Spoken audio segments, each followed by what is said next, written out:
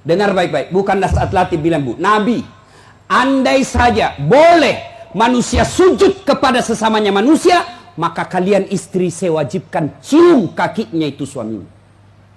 Kenapa? Karena ibu harus tahu.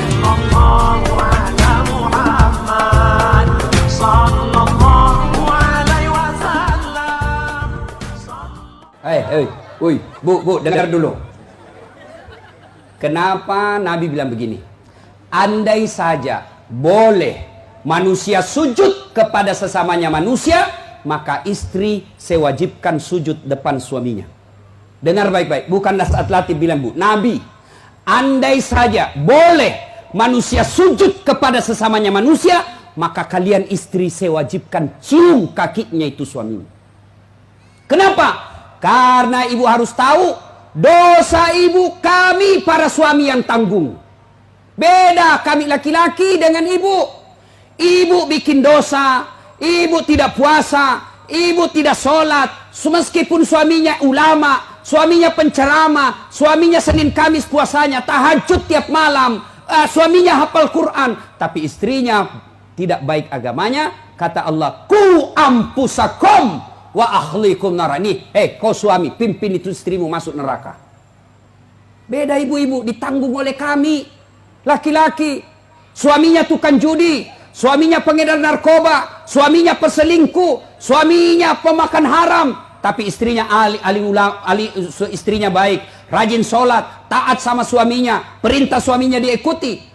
Meskipun suaminya bajingan, tidak ada urusan. Suami masuk neraka. Nabi jelaskan kepada ibu, Bu, lihat ini, kata Nabi kalau bahasa kita, Bu, lihat ini 7 pintu surga, tadkhulul jannati bisalam. Silahkan ibu pilih mana pintu surga yang ibu mau masuki.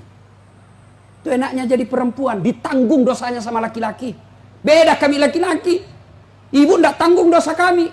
Maka ibu-ibu, yang pertama tujuan suami itu bukan cari nafkah. Ibu yang perlu cari dari suami bukan mendidik yang utama, tapi yang utama adalah cari ridhanya suami. Jangankan ibu keluar rumah, Senin Kamis saja diharamkan oleh Allah apabila tanpa izin suami. Saya ulang, jangankan keluar rumah, Senin Kamis ibu puasa sunnah tanpa izin suami, haram puasa itu, Bu. Contoh, pengantin baru, suaminya cuti 3 hari, istrinya langsung, Bang, saya puasa Senin Kamis ya. Kata suaminya, saya sengaja cuti ini karena saya mau dapat jatah siang-siang. Tidak boleh ibu puasa tanpa izin, ya. Jelas?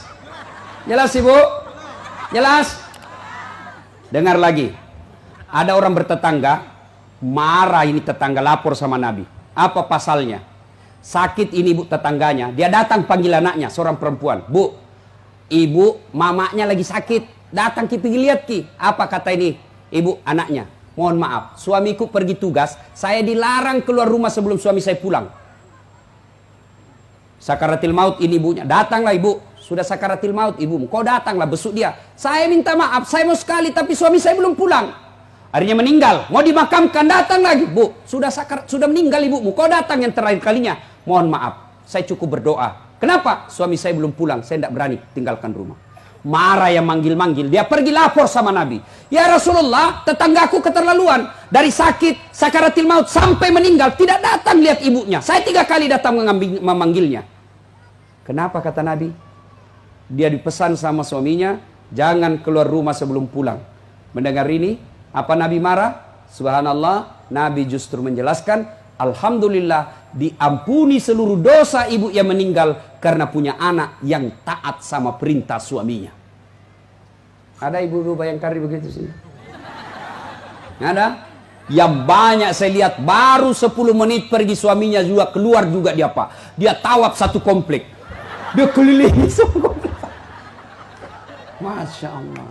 Ya, alangkah bahagianya kita suami pergi menjalankan tugas sebagai aparat negara. Lalu istrinya sholat duha 8 rakaat. Selesai sholat duha dia kirimkan SMS suaminya. Pak, jangan menghalalkan segala cara. Rezeki sudah Allah tentukan. Meskipun bapak kejar kalau bukan rezeki, bapak tidak akan masuk. Tapi meskipun bapak tidak kejar setengah mati, kalau rezeki bapak pasti masuk.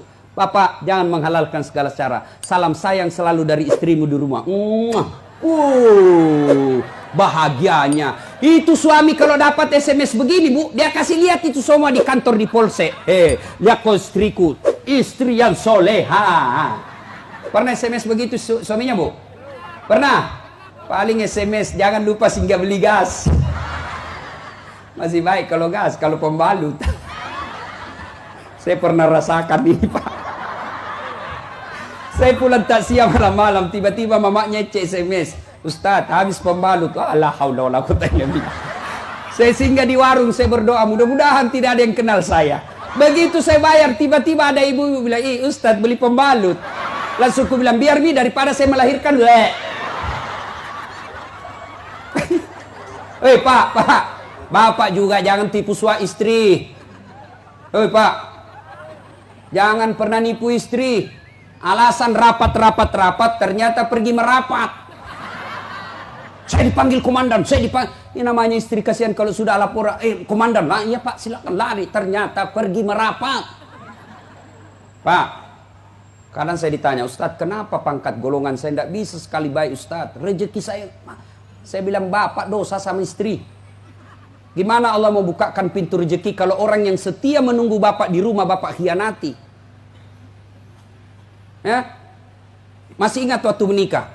Apa kita ucapkan waktu menikah?